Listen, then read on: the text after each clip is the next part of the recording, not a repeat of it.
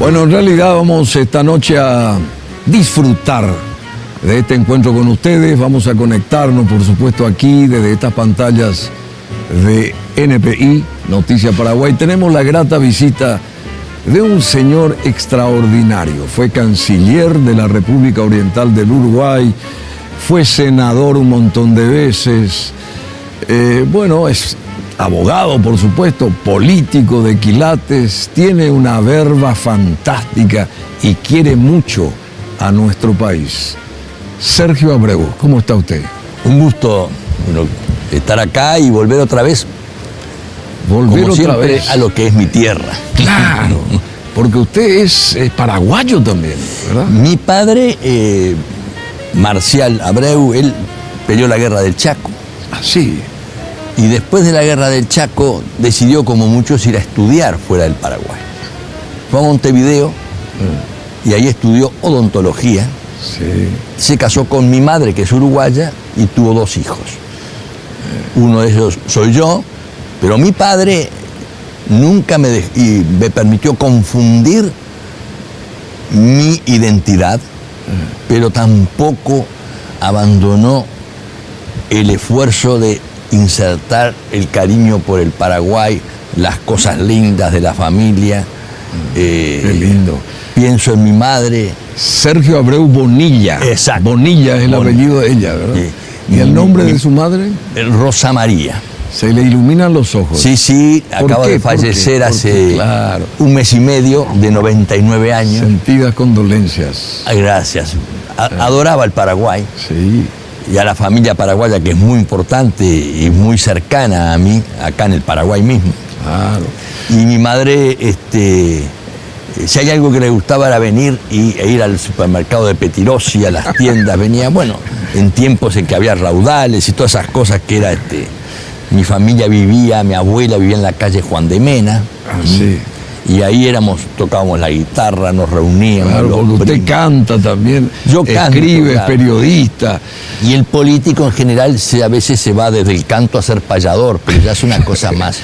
Bueno, el doctor, sí, Sergio Abreu Bonilla, es tío de Emilio Abreu. Primo hermano. Primo hermano. Primo hermano. Primo hermano. Y de todos los Abreu de Gasperi, así que son... Sí, son todos primos hermanos. Son parientísimos ustedes. Sí, los Quevedo Abreu, los Samaniegos, bueno, la parte... Pero esa vinculación nunca se rompió. No, usted allá, ¿verdad? Anoche mismo fuimos todos a cenar. Y una cosa muy linda, sí, lo voy a contar porque también es... A primo, claro, de Emilio, es primo hermano. Bruno, cuando yo fui canciller, sí, lo primero que me invitaron fue al Paraguay, como canciller del Uruguay, y me iban a condecorar. Sí. Entonces vinieron con mi padre, mi madre, mi hermano, mi señora. Y cuando llegamos al aeropuerto, al antiguo aeropuerto, en eso aparece... Yo miro por la ventana, es muy uruguayo eso, qué cantidad de militares, digo. Seguramente se va alguien. Se llamaba presidente Stroessner. Exactamente, ya era en ese momento el presidente Rodríguez. Ah, ya era Rodríguez. Y entonces, sí, claro, el canciller Patefrutos, que yo tengo un recuerdo muy lindo. Fabulosa persona. Me dice, mira, sube un coronel, dice, mire, el presidente decretó honores de Estado, de jefes de Estado, porque usted es hijo de un guerrero del Chaco. Sí. Y entonces yo le digo, bueno, perfecto, yo lo invito a revistar las tropas. Le digo, ¿puedo que me acompañe mi padre? Y sí, me dice. Bueno, mi padre al lado mío, íbamos revistando las tropas, mirando, pasamos frente a las banderas, que se hace protocolarmente así, y yo iba al lado mío, él, y hacía... Nada más. Llegamos a la final de la fila, que eran unos 30, 40 metros. Cuando yo me doy vuelta, me dice mi hijo, ahora me puedo morir tranquilo. Qué emocionante. Una cosa muy emocionante, muy linda.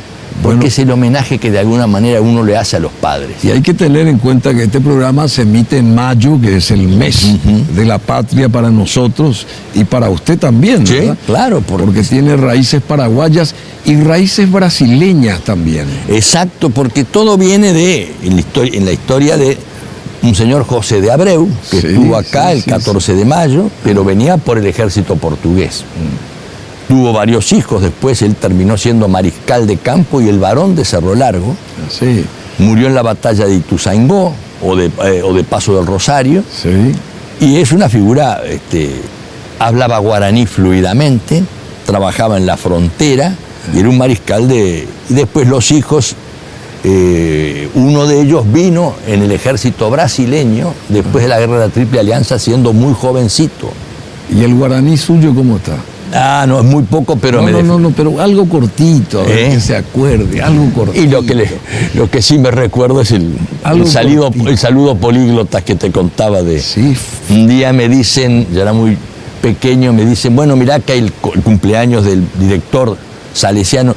Yo soy sobrino nieto de Monseñor Sosa Gaona, sí. el primer obispo del Chaco. O sea, pariente de Guasmosi, entonces, Exactamente. del presidente. Venimos todos ahí en el sublema, como decimos allá. Y él nos fue a confirmar en Asunción, en Montevideo. Y entonces ahí, en el saludo que le hicimos a un sacerdote, me dice en guaraní, y mi padre me pasó, y entonces ahí yo le dije, ñandepa irubilla, de la Jujape de Santo Árape, de la cueva coape, coyerure, ñande yarape, tanderobasato y chapora. ¡Qué fabuloso! Bueno, no. A ver el aplauso acá para el canciller. Aplaude acá la platea. No hablo en guaraní, pero me gusta mucho buscar la historia y bueno, y sé las palabras básicas de... No, por supuesto. Bueno, el doctor Sergio Abreu es mi miembro del directorio del Partido Nacional Uruguayo. Él es del Partido Blanco y tiene, ya sabemos, sangre guaraní, su padre paraguayo, bueno. Y después asume en 1990 con el gobierno de Luis Alberto Lacalle Herrera, sube usted como senador, ¿verdad? Y estuvo 2 años más o menos. Exacto. Y después lo honran como canciller de la República Oriental del Uruguay. Esa experiencia como canciller en aquellos años, eso duró hasta el 95. 95. Sí. Esa experiencia así rápidamente, siendo canciller, ¿cuáles son los momentos así más álgidos yo tuve de un canciller? Uno, el Mercosur, que es la negociación, la parte comercial, donde uno está cercado por 2 países muy grandes. Porque uno no se da cuenta lo que significa el rol de representar diplomáticamente a un país, todo lo que se tiene que tener en cuenta. Como el nuestro. Claro. Porque el ser uruguayo, o ser paraguayo en términos de relaciones internacionales, conlleva mucho más esfuerzo. Claro, no es una condición, es una profesión. Es una profesión. Y ahora necesita posgrado. Claro. Porque nosotros somos tomadores de precios y tomadores de decisiones. Sí. Pero además, Bruno, nosotros vivimos rodeados de 2 grandes países. Claro. Que de tanto que nos quieren, cada vez que nos abrazan, nos ponen al borde del paro respiratorio. Entonces, son grandes. Y además, como decía Lord Palmerston, bueno, los países no tienen amigos, tienen intereses. Pero había un presidente de Estados Unidos que dijo, ¿qué dijo? Bueno, ese presidente que era el presidente Truman, sí. Porque en la política, haciendo un análisis de la política, que es otro tema humano de relacionamiento, no solo para los países, sino para la política humana, si quieres tener un amigo en el mundo de la política, cómprate un perro. Bueno, fabuloso. Es un tema donde... bueno, después vamos a... Sí. Es un placer realmente de tenerlo aquí con nosotros, doctor Abreu. Y después, bueno, la parte de la Cancillería, eso, ¿fueron 3 años? Fueron 2 años y algo, pero me tocó. Y la extradición... ¿Qué es lo más difícil que se tiene que...? Es aplicar el derecho. Es decir, el derecho es el escudo de los débiles. La norma es lo que protege a un Estado que no tiene fuerza en otros aspectos para imponerse. Y nosotros eso es lo que hemos perdido durante mucho tiempo. Pero a mí nos tocó extraditar a los etarras, los terroristas etarras, que estaban en el Uruguay. Y fue una instancia muy dura, muy difícil, porque todo el relacionamiento con los terroristas etarras estaba también en el ámbito de los tupamaros. Y bueno, el ser canciller necesita un equipo, una proyección y principios. Y una visión bastante clara. No intervención, autodeterminación. Y después hay que hacerlo con mucha fuerza, realismo y pragmatismo. Realismo mágico también. Claro, bueno, el mágico ya lo hemos sufrido, ¿no? El realismo, pero sobre todo saber y comprender cómo nosotros nos podemos manejar, sobre todo en ese Mercosur que se iniciaba con enorme entusiasmo al impulso de Luis Alberto Lacalle Herrera, que fue lo que trajimos al Paraguay. Bueno, justamente, hoy el Uruguay sigue teniendo ese, digamos, ciertos grupos así de aquella vieja camada de tupamaros. ¿Sigue habiendo ese tipo de personas en lugares encumbrados en el Uruguay? Bueno, están en el gobierno. Y bueno, pero legítimamente están todos. El señor Mujica fue presidente del país, su señora, la actual vicepresidenta. Bueno, que presidió también el Senado, ¿no? El Senado también. Y bueno, todo eso, siendo la legitimidad de las urnas, está muy bien. Pero cuando se produjo el juicio político en el Paraguay, un tema más interno, pero y después el ingreso de Maduro, que nos dolió mucho. Exacto. La interpelación que le hice al doctor Almagro, que era el canciller en ese momento, que ahora es el secretario general de la OEA. Justamente. Esa interpelación que se le hizo fue: señores, la no intervención es un principio sagrado. Claro. Y no se puede ideologizar una política exterior. La ideología es la forma de desvirtuar una política de Estado. Y para un país pequeño, como el caso nuestro, proyectar la hidrovía, Urupabol, las políticas de frontera. Y el mismo Mercosur. Todavía está ahí. Tenemos que desarrollar, como usted sabe muy bien, lo que yo siempre insisto, la inteligencia molesta. La inteligencia molesta. La inteligencia molesta realmente. Molesta porque cuando uno desarrolla, y ahí está el tema, la respuesta a la pregunta, el Uruguay perdió, es mi juicio, en estos últimos años, por este tema ideológico, la capacidad de propuesta inteligente. Y entonces en un momento el presidente Mujica dijo: hay que subirse al estribo del Brasil, de Lula, más allá de todo lo que pueda tener de legitimidad y todos los problemas. Entonces digo, no, la inteligencia molesta es hacer del Uruguay una referencia y no una circunstancia. Qué lindo, qué lindo, qué lindo. Y eso para nosotros, el principio de no intervención interamericano es de origen uruguayo. En 1965, el embajador Velázquez, estando en el Consejo de Seguridad, propuso el principio de no intervención con motivo de la intervención de los Estados Unidos a Santo Domingo.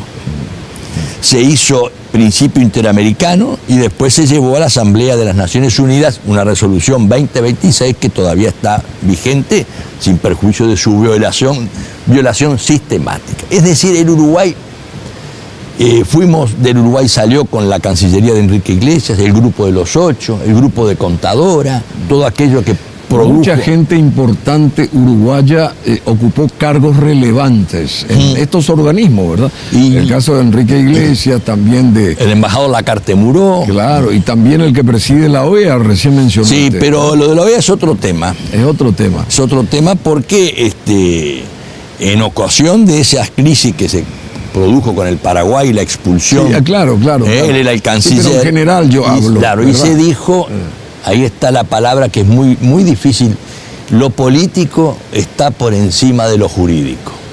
Lo político por encima de lo jurídico. Una frase del expresidente Mujica. Quiere decir que las normas, la ley, se supeditan a situaciones políticas. Es una enorme herejía. Del ala bolivariana. Exacto, una herejía moral y política, desde el punto de vista del respeto al derecho. ¿Cuál es la visión suya de el expresidente Pepe Mujica? Yo lo conozco mucho por razones de convivencia y yo lo defino. ¿De dónde vino él? ¿A dónde llegó? Claro. ¿Cuál es la visión suya hoy? Él es un personaje construido por encima de su personalidad. Es decir, a ver, para decirlo lo que van a ver muchos que tienen alguna edad, es un topollillo moderno. Pero Topollillo moderno. moderno, yo lo llamo. Eso lo veía con su Fusca y ese Sí, tipo pero de eso cosas. lo construyó. Sí. Aparte, es un anarquista ecuménico sentimental. Él es libertario. Libertario anarquista. Entonces su visión no es el derecho, sino precisamente una expresión de conductas o de actitudes que no estén reglados por las normas. La anarquía es un tema. Claro. Y después es ecuménico porque ha tenido esa práctica de hablar de todo sin decir mucha cosa. Me hace recordar mucho aquella película Desde el Jardín, el que hablaba casi en clave y parecía que estaba. Bueno, y después sentimental porque juega un poco. Estoy tratando de no hablar mal de él porque a mí no me gusta hablar mal de mi gobierno, de mi país, fuera del Uruguay. Fuera del Uruguay. No, pero yo no. Pero no digo, me estoy tratando de. Estoy tratando de justificar. No, al contrario. Me estoy tratando de justificar en el sentido de que yo defino a esta gente porque. Y su señora, la Topolansky, por ejemplo. Bueno, ya es también de la misma. Pero ya es una mujer más dura, más fría. Yo tengo un cuento que, para que vean lo que es el presidente. ¿Pero es afable? No. Sí, él sí. Cuando asumió Creo Dilma. que fue afable, es afable. Mire, cuando asumió Dilma, me nombraron a mí con el Partido Nacional, fuimos con Mujica en el avión. Un avión que era casi atracción a sangre, ¿no? Y entonces le digo, Pepe, ¿y cómo vamos? ¿Te va a buscar el helicóptero? Atracción a sangre. No, hombre, estás loco, me dice. El helicóptero, si la última vez que fue me espantó las gallinas. Bueno, pero eso es toda una construcción alrededor del doctor Vázquez, que es otra cosa, es un oncólogo que mira todas las cosas con sentido terminal. Es decir, es el hombre que uno le dice, doctor, todo se está por acabar. ¿Cómo estoy? Bien, no se preocupe, venga mañana, y al otro día le hace el certificado de defunción. Bueno, pero es cada personalidad, pues, así como era el doctor Valle o el doctor Lacalle. Ese certificado de defunción también rige según usted para el Mercosur o no? El Mercosur no, claro, el Mercosur tiene una ventaja. No ha muerto. No, bueno. Es un moribundo ambulante. Lo han destrozado Brasil y Argentina, no nosotros. Mire que pasaron más de 25 Pero años. sí. Desde el famoso Tratado de Asunción. Cuando festejaron los 15 años, yo le dije, no lo festejen si no tiene ni baile, ni ropa, ni tiene juventud, porque ni siquiera ha llegado a esto. Bueno, pero ese Mercosur hoy está desmembrado, sobre todo contra los países pequeños. Y además... Hace poco cumplió las bodas de plata, pero usted bautizó ese momento como bodas... De lata. De lata. De lata. Se nos oxidó el Mercosur. Y yo creo en la integración, pero no creo en la integración ideológica. Claro. Acá le pusieron una etiqueta. Y cuando le pusieron la etiqueta, se perdió. Entonces, hoy, y después se crearon, vino UNASUR, CELAC. En la burocracia internacional no hay muertos. Hay velorios ininterrumpidos con viáticos. Con viáticos. Pero esta alianza del Pacífico yo creo que está prosperando. Esa es otra cosa. Y ya aprovecho para dar el mensaje, el Parlasur, Sí. por favor, es un cenicero en la moto, Out. afuera. Afuera. La Alianza para el Pacífico Sí. es una visión nueva de lo que es China, lo que Claro. es el Asia. La China hoy es el principal exportador de bienes del mundo, el número 1, Así. y el tercero en servicios. Antes, China. la China. Entonces hoy tenemos que tener en cuenta ese tema, por eso es el Pacífico donde se Sí, proyecta. hace poco fue Piñera allá a Pekín, ¿verdad? Sí, ¿no? Y bueno, que es el que justamente a vapor batiente está Sebastián Piñera, presidente de Chile, está propulsando esto de la Alianza del Pacífico. Y hay que uno ver cuántos millones. Yo no era presidente del GATT. Y esta es una linda anécdota. La China todavía no estaba dentro del GATT. Y quería entrar para favorecerse de las normas. Y entonces el primer ministro chino, en una visita que hicimos a China, me dice, bueno, usted que es el presidente, ¿nos va a ayudar? Sí, cómo no, porque los dos somos países en vías de desarrollo.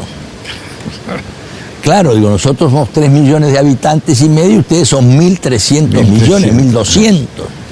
Y lo que usted, fue así, usted obviamente estará pensando en qué apartamento viven.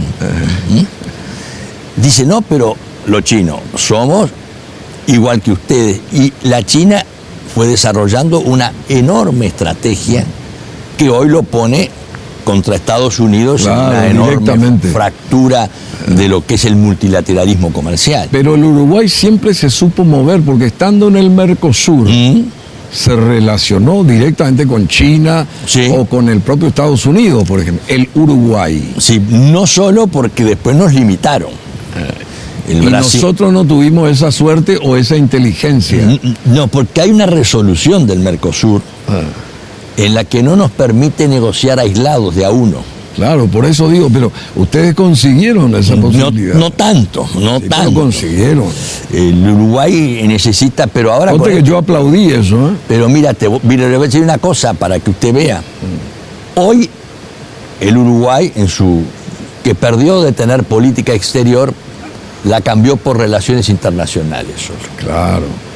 Hoy es el principal apoyo que tiene Maduro, más allá de lo que pueda, es decir, lo que ha tenido Maduro durante un tiempo, Claro. por un asunto de fondo que no es broma, los derechos humanos Fabuloso. que uno eso. quiere defender son igual que los izquierdos humanos. Qué lindo. ¿eh? Los derechos humanos que uno defiende son exactamente igual que los izquierdos humanos. Son todos humanos. Son todos. Pero hay algunos que nos dicen los izquierdos humanos tienen cierta tolerancia para violar los derechos humanos. Claro, lo que pasó acá en Asunción, lo que decía usted, con Pepe Mujica, Claro, claro. con Cristina, con esta señora brasileña. Claro. Bueno, Venezuela, ese es un tema que no podemos dejar de tocar. Luego de la pausa continuamos esta charla amenísima aquí en Noticias Paraguay con el ex canciller de la República Oriental del Uruguay, Sergio Abreu Bonilla. Ya regresamos. Bueno, y hablando fuera de cámaras también muy especialmente con el doctor Sergio Abreu Bonilla, ex canciller de la República Oriental del Uruguay, ex senador, tantas cosas, escritor es él también, compone canciones, un montón de periodistas de primera línea. Bueno, y estábamos hablando de lo del Mercosur, pero también lo de Venezuela, rápidamente. Estamos en el mes patrio nuestro, Sí. ¿verdad? El mes patrio del Uruguay, a ver, ¿cuál es? Bueno, es una gran duda. Primero, ¿Por qué? el 25 de agosto, que decimos la independencia, es la independencia del Brasil. Claro. Y el segundo artículo es la incorporación a las Provincias Unidas. Después tenemos el 18 de julio, que es la jura de la Constitución. Pero esa jura de la Constitución que se elaboró en el Uruguay, la independencia del Uruguay no participan los uruguayos, sino los brasileños, los argentinos y los ingleses, más allá de la voluntad de los orientales de ser independientes. Una cosa extraña, entonces. Es extraño, de manera que nosotros tenemos además 3 banderas. La bandera azul, la de las rayas azules con el sol y blanca. Que es la más linda para mí. Es la más linda, que se supone que las rayas azules definían cuáles eran nuestros límites, Claro. pero no teníamos límites en 1830. Sí. Recién en 1851 se firmó un tratado de límites leonino con el Brasil. Sí. Todavía no hay. Después de eso tenemos, eso sí, la Convención Preliminar de Paz de 1828. Esa es la fecha de nuestra independencia. 1828. 28. Ahí 28. es donde la guerra cisplatina se firma. Es decir, la guerra cisplatina es entre Brasil, el Imperio del Brasil y las Provincias Unidas, los argentinos, y con el apoyo inglés y nuestra definición y nuestra voluntad de ser orientales, quedamos como independientes bajo la garantía y la protección de Brasil y de Argentina en el sentido de tratar de estabilizar el orden, Sí. cuando en realidad ellos lo que querían era quedarse, algunos, para que vea lo que es toda una historia, y yo soy también muy definidor de nuestra orientalidad, Sí. dicen, bueno, al fin de cuentas, los uruguayos son argentinos en territorio brasileño. Así lo definen. Lo que no somos porteños, en el buen sentido, digo, porque Claro. la política bonaerense, el puerto de Buenos Aires, siempre fue un elemento. La Liga Federal de Artigas Justamente. era la liga que no reconocía ni a Montevideo ni a Buenos Aires como puertos, como capitales. Espectacular, Artigas. Y esa visión de Artigas era Liga Federal, no era. Entonces hoy se discute con mucha precisión para que vea lo que es el problema de la identidad. En la Plaza Independencia está el monumento a Artigas. Sí. El único lugar donde a Artigas no le hubiera gustado estar es en una plaza que se llama Independencia. Eligieron ahí su monumento. Exacto, porque él no era de Estado unitario, él quería una confederación de la Liga Federal. Sí. Bueno, Artigas vino ¿cuánto tiempo acá? 30 años en Paraguay. 30, el 5 de septiembre de 1820 ingresa en Itapúa Sí, y exactamente. muere. Yo creo que fue el primer asilo político de la historia de América. Exactamente. El arribo de Artigas a Paraguay. Y es la historiadora Julia Velilla, que yo Sí. tengo un enorme respeto por ella. Nos estará viendo esta noche, así que un saludo muy Un cordial. saludo muy cordial. Siempre estudió ese tema, Sí. porque en realidad no se confinó, sino que le dio un asilo, incluso con una pensión. Sí, así En mismo. Curubatú, ¿no? Así mismo, No sé si así. estoy pronunciando bien, pero más o menos. Perfectamente. Y allí tuvo muchos años Artigas hasta que Carlos Antonio López asume y viene acá a Asunción. Es Sí, decir, pero lo llamativo de Artigas es que no quiso irse nunca más. no, Hubo una suerte de incilio ahí. porque hay una. Inclusive vino el hijo y lo quiso llevar y él no quiso regresar. Yo no tengo al Uruguay porque él no quería que el Uruguay fuera independiente, quería que el Uruguay participara en una liga federal en la que esa federación, que un avance de la integración. Y entonces esa posición de él, que acá estaba además ya establecido 30 años. 30 años acá. 30 años.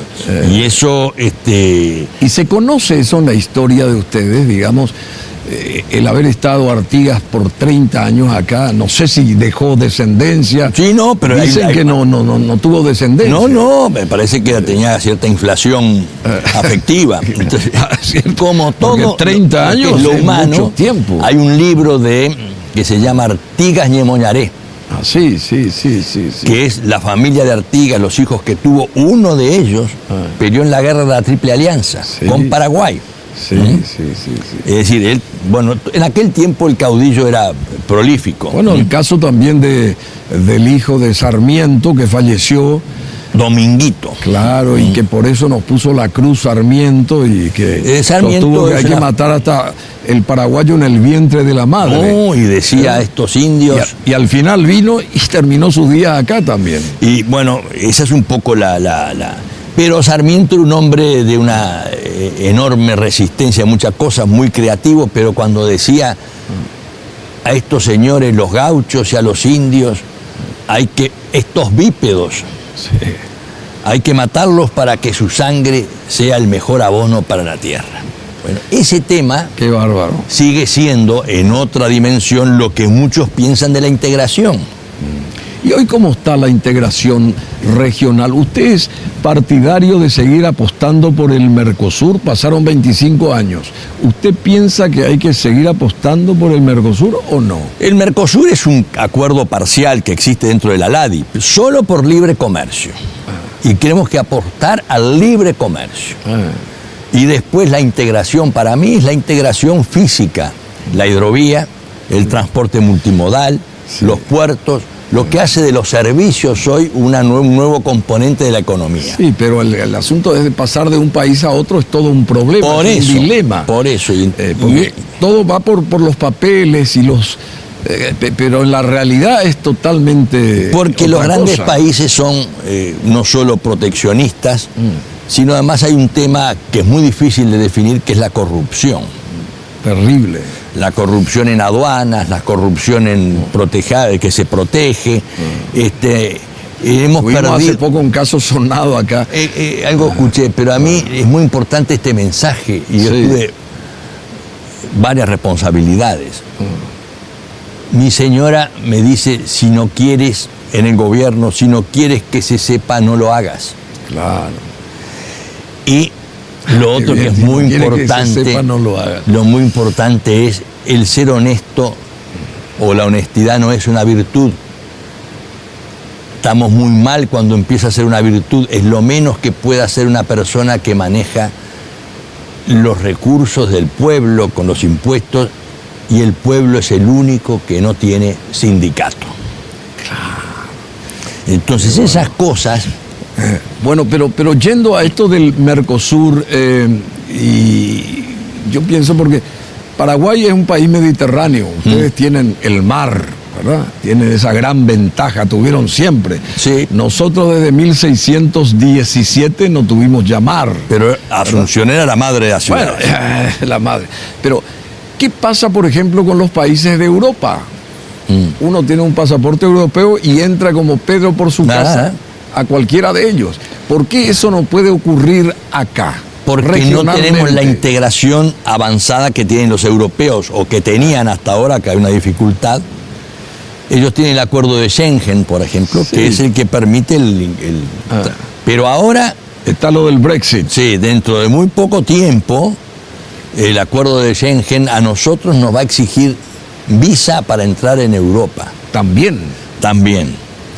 Hay que tenerlo en cuenta eso. Pero en Europa hay libertad de bienes, de servicios y de personas. Sí. Entonces, todo ese tema viene, nosotros no vamos a llegar nunca. Nunca vamos a llegar. No, si Europa tiene problemas de integración, nosotros no somos lo mismo. Y eso del Brexit, ¿cómo usted definiría la situación de Gran Bretaña con el resto de Europa y viceversa? ¿Qué es realmente, qué se propone Claro. el gobierno de la reina Isabel II? Es muy buena pregunta, porque el gobierno se plantea en el Reino Unido, se plantean los temas de la inmigración, que son muy complicados. Es decir, muchos inmigrantes que viven en Reino Unido votan contra la migración. Tiene el tema, obviamente, de la parte comercial, que ellos lo manejan porque el Reino Unido en servicios es muy importante. Pero está el tema político, que hay la Europa escéptica. Escéptica. Que muchos países y gobiernos y candidatos nacionalistas y ultranacionalistas ganan las elecciones contra Europa. Claro. Está pasando en Italia con las nuevas alianzas, y los únicos, la propia... Lo que pasó en España ahora. Exactamente. Entonces el gran tema es que hoy el eje Bonn o Berlín, París, Francia, es el que mantiene esa relación entre el señor Macron, con enormes dificultades, y la señora Merkel. Son los que tratan de mantener la Unión Europea. sí. Pero está con dificultades porque, a ver, la ruptura del bloque socialista del comunismo incorporó hoy a los 4 o 5 países que empezaron, son 28, 27, sin el Brexit, y vinieron de la economía socialista. Entonces allí hay que buscar toda una manera de liberar comercio, de luchar contra un tema que además de la inmigración, porque Europa, y no puede ser racista el tema, la reacción de muchos gobiernos es que nos están viniendo gente desde afuera, nos están ocupando los mercados laborales, más allá de que hay determinados niveles de ocupación que solamente lo tienen los inmigrantes, y va creando un enorme impacto en el mundo. Rusia. Bueno, Rusia es... El papel de Rusia hoy. Muy buena la pregunta, porque Rusia, después del colapso de la Unión Soviética, que no es la Unión Soviética, es el colapso del socialismo, digamos, real, en el sentido, lo que Hobsbawm, el profesor de historia marxista, decía el siglo corto, 1917-1990. Hoy Rusia ha vuelto a ser, con el señor Putin, un zarismo postmoderno. Zarismo postmoderno. Es el imperialismo ruso que vuelve a reverdecer y trata de tener una presencia muy fuerte. Él se cree un zar. Claro, y se acabó el socialismo y empezó, obviamente. Y es muy importante saber, si cayó la Unión Soviética, no volvió al capitalismo. La Rusia es en general la Rusia mafiosa de los burócratas comunistas que se quedaron con las empresas. Sí. Y esa relación con Kim Jong-un de Putin, por ejemplo, ¿va a prosperar, digamos, hacia buen puerto? ¿Va a ir esa relación? Rusia no quiere dejar de ser un protagonista, tanto que estaba ayudando fuertemente con armamento, más de lo que lo ayudó la Unión Soviética a Venezuela, en términos de... Entramos en Venezuela también. No, pero digamos, el tema global, yo entiendo. Rusia, el tema Siria es muy serio, Rusia con la justificación de que iba a bombardear el ISIS, la parte fundamentalista, en realidad lo que quería era mantener su relación de carácter geopolítica en la región. Y Turquía. Claro, Turquía es muy interesante porque Turquía es miembro de la OTAN. ¿Qué papel desempeña? Bueno, ahora hay una especie de... se tiende a una alianza Turquía, Rusia, Irán, con la China en la ruta de la seda, que están tratando de llegar con sus características especiales, pero el tema de Turquía es muy interesante, apasionante, pero es el mundo de la inestabilidad hoy. El mundo no tiene gobierno. Bueno, vamos, tantos temas acá, nos está pintando la panorámica actual del mundo, el desarrollo y también y cómo se mueven los países. El canciller del Uruguay, Sergio Abreu, ex canciller, pero canciller, a mí me gusta sostener ese título porque no es fácil llegar hasta el encumbrado lugar al que llegó este doctor, abogado, periodista, amigo del Paraguay, etcétera, etcétera, senador también, y ahora vienen las elecciones en la República Oriental, en su país, en el Uruguay, así que vamos a hablar de eso, de la marihuana también, lo que está pasando allá, y de Venezuela, que hasta ahora no tocamos. Un break y ya volvemos. Muy bien, creo que es el último tramo de esta emisión nuestra, este capítulo. Tenemos que estar conectados siempre a través de Noticias Paraguay y todos los viernes con este espacio que prospera, evidentemente, con calidad de invitados por sobre todas las cosas. El doctor Sergio Abreu Bonilla con nosotros, ex canciller, senador del Uruguay también, mucho tiempo, 15 años como senador. Bueno, y usted está como consejero internacional, ¿verdad? ¿Le gusta toda la parte del engranaje del...? Es buena pregunta. Yo presido ahora el Consejo Uruguayo de las Relaciones Internacionales. Sí, exactamente. Que se integra por todas las posiciones políticas, por técnicos en particular. Consultor de Relaciones Internacionales. Exacto. Y he sido también designado por la OEA hace un tiempo, sobre todo en la última elección de Perú, fui jefe de misión de la OEA. Donde allí, hoy la realidad peruana política ha sido muy activa y a pesar de que muchos presidentes a pesar de muchos están inculpados. Están inculpados y hasta la tragedia esta de el suicidio de Alan García, que había pedido asilo en el Uruguay, y nosotros sostuvimos que no le correspondía. Eso dijeron ustedes. El Partido Nacional y el gobierno, porque una cosa es el asilo político y otra cosa es el estar acusado por delitos comunes, no por delitos políticos. Bueno, es un tema muy...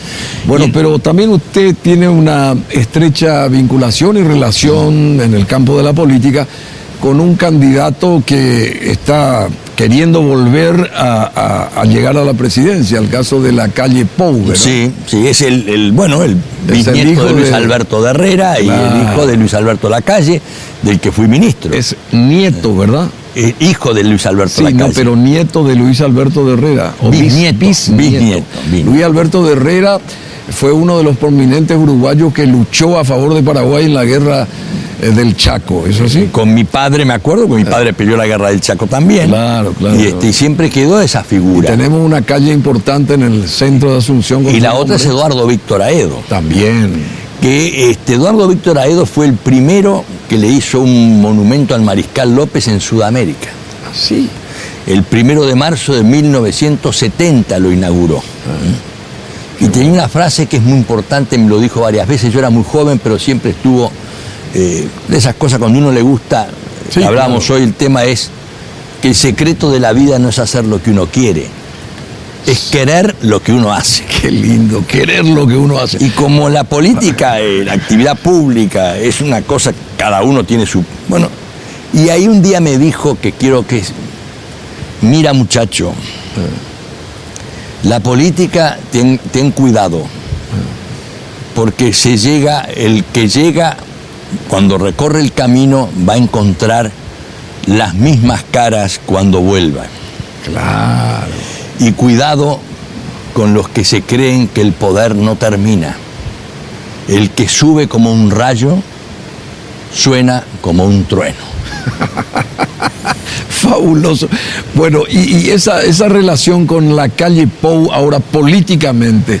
Bueno, ahí ¿en qué está? Yo como estoy asesor del partido, de todo el partido, hay 3 candidatos en el partido, Lacalle Pou, un señor Santori, Juan Sartori, un hombre joven. Estuvo acá por Asunción. De 37 años, 38 años, y otro tercer candidato que es... el doctor Jorge Larrañaga. Yo fui candidato a la vicepresidencia con el doctor Larrañaga y con el doctor Lacalle Herrera. Claro, y el Partido Colorado también tiene... El Partido Colorado, que es otro tradicional, y está ahora el doctor Sanguinetti, que vuelve Y esa diferencia de Sanguinetti, un señor con bastante experiencia y años también, y Juan Sartori, joven, que irrumpe así como... Uno es la novedad nueva, la novedad joven, ¿verdad? Y el otro es la novedad vieja. ¿Y la ciudadanía uruguaya, hacia qué lado y es más tirará? Hacia Sartori y mucho más. ¿En serio? Más que eso, es que el pueblo empieza a separarse de la política. Siempre fue muy conformista la ciudadanía uruguaya, ¿o no? Hoy no, hoy viene, tradicional, digamos. Hoy viene a resistirse a lo que sucede.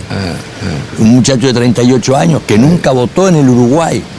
Nunca votó en el Uruguay. Llega, se instala y es candidato, porque su madre era funcionaria internacional, y hoy está disputando la mayoría del partido. Y tiene grandes asesores. Y tiene asesores de primer nivel, no solo políticos internacionales, relacionamiento, Felipe González, digo para decirte, Tony Blair también. Es decir, es un hombre que tiene ¿Usted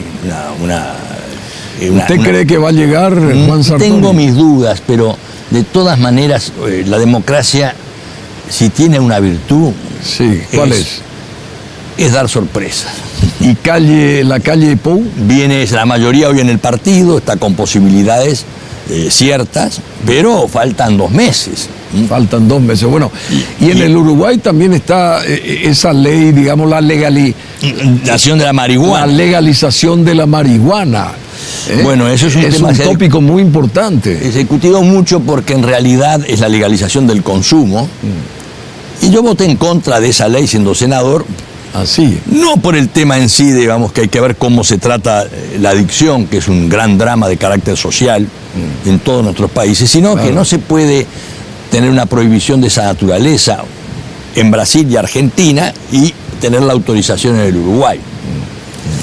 Incluso asesores de Dilma llegaron, Dilma siendo presidenta, al Senado a explicar que sería un grave error porque es un tema mucho más complicado. Otro es el cannabis y todo el tema de la marihuana medicinal, pero la legalización de la marihuana no ha sido un paso muy importante. En un país chico, con fronteras muy desprovistas o desprotegidas.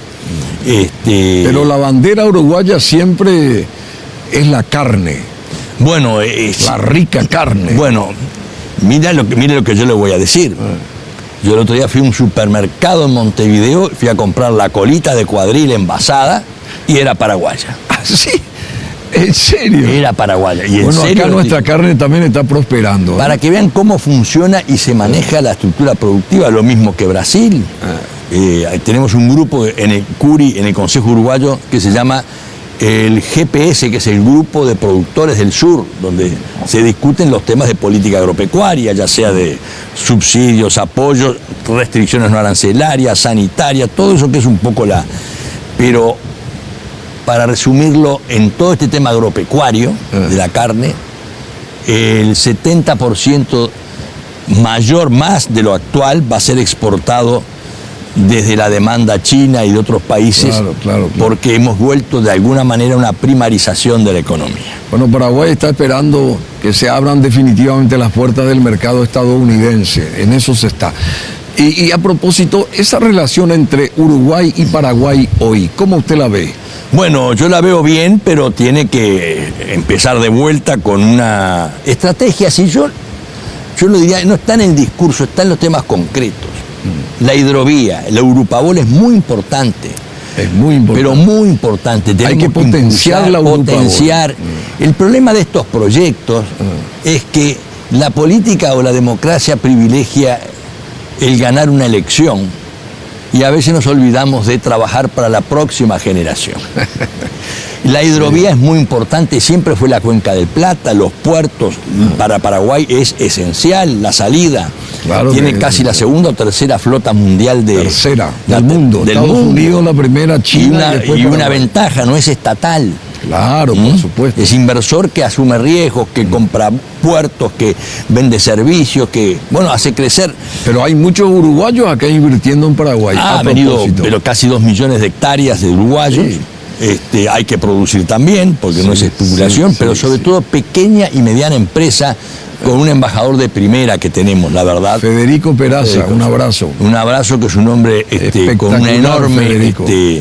y yo siempre digo, el Paraguay también tiene que hacer, por suerte no sé qué ha sucedido, el embajador paraguayo en el Uruguay tiene que ser de primer nivel. De primer nivel. He visto de los buenos, de las buenas, y he visto de los que son hijos de los viejos e intensivos vicios políticos. Sí, bueno, lamentablemente tenemos que irnos aquí, doctor Sergio Abreu, cerrar este programa. Venezuela en 2 líneas, ¿sabes? El fracaso de un sistema que terminó en 1.000.000% de inflación, una emigración de gente con de 3 millones de habitantes, sí, sin alimentos, sin remedio, y con el modelo cubano de represión. Sí, más de 3 millones en la diáspora, digamos, ¿verdad? Venezuela es una narcodictadura. Narcodictadura. Donde están más de 30.000 agentes de inteligencia cubana trabajan en el gobierno. Y el apoyo ruso también. Y el apoyo ruso por razones de geopolíticas, como China también, ¿no? Pero aquí el gran tema es no darle ideología a los derechos humanos. Porque uno ve las cosas que han pasado y uno dice, bueno, pero todos tienen derechos. Y entonces el gran error es que la economía fracasó, el petróleo depende del precio. Carlos Andrés Pérez tuvo 2 presidencias en Venezuela, uno que le fue muy bien y la otra que terminó yéndose porque cayó el precio del petróleo. Entonces este tema del fracaso del sistema, socialista en el sentido de la eficiencia y de los resultados, es lo que hoy está mostrando que Venezuela y otros países han fracasado. No se puede recaudar implacablemente como capitalista y gastar indisciplinadamente como socialista. Fabuloso. Bueno, muchísimas gracias. ¿Qué le diría al pueblo paraguayo usted? Aquella es la cámara suya. A ver, Sí. ¿qué le diría al pueblo paraguayo cerrando este espacio tan especial para nosotros? Yo, que siga defendiendo la familia, los valores, la formación, y que de la democracia haya un sistema, como tenemos que hacer todos nosotros, de control. Control quiere decir que el gobernante no puede utilizar al votante para engordar sus bolsillos. En cualquier país del mundo, lo digo, no acá. No solo acá, porque no estoy haciendo ningún tipo de acusación. Pero el pueblo tiene que hacerse sentir, no tanto en las manifestaciones, en la actividad política. Es muy difícil porque al final terminan que todos son iguales y la culpa no es de los que llegaron al poder, sino de los que se resignaron a quedar fuera de la actividad y votan por votar y después pagan los impuestos que tienen que pagar del primer mundo y tener servicios del quinto mundo. Muchísimas gracias. Muchas gracias. Un placer, amigos. Hasta dentro de 7 días aquí en Noticias Paraguay. Muy bien. Espectacular, lo que digo.